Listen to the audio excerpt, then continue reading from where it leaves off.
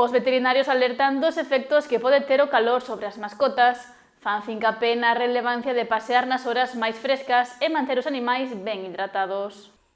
O verán é a época do ano máis agardada por moitos, sen embargo, pode implicar algúns perigos engadidos para as mascotas.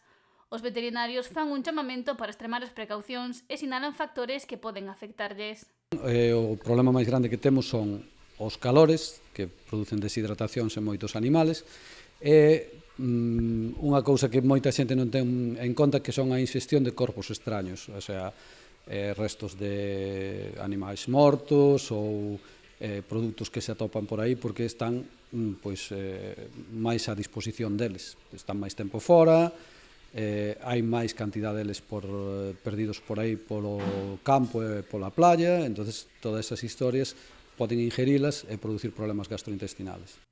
Unha das primeiras accións a realizar é aproveitar as horas máis frescas do día para sacalos a pasear, para que teñan máis actividade a mañán e contra a tarde.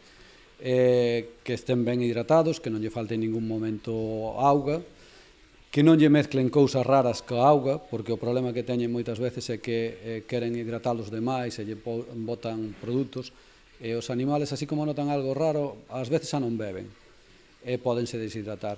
E con respecto aos corpos extraños que poden inxerir por aí é bastante complicado, porque como van a ras de suelo, aí non tes moito que facer. Hai que ir con moita precaución, ir antepoñéndose ao que poda facer o animal. E apunta que ao longo do período estival soen ter máis pacientes en consulta que no resto do ano. Notase cando empeza o bo tempo, notase a afluencia que aumenta.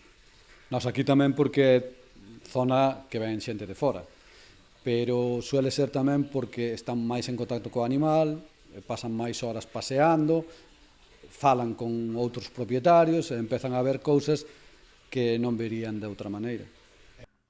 Nese sentido, tamén se rexistran máis enfermidades entre as mascotas. Hai, ao estar máis en contacto entre eles, todas as patoloxías que sean tipo tos das perreras ou problemas de piel transmisibles ou cousas así, sí que se poden transmitir. Despois os parásitos están moito máis activos, claro. Recorda que os contagios de patoloxías de mascotas que veñen de fora non se soen dar pola falta de vectores nos animais. Por exemplo, hai unha moi famosa que se escoita moito na televisión que é a leishmania, e a leishmania se transmítese por un mosquito especial que se chama o flebotomo. E o flebotomo ese aquí hai en contados sitios.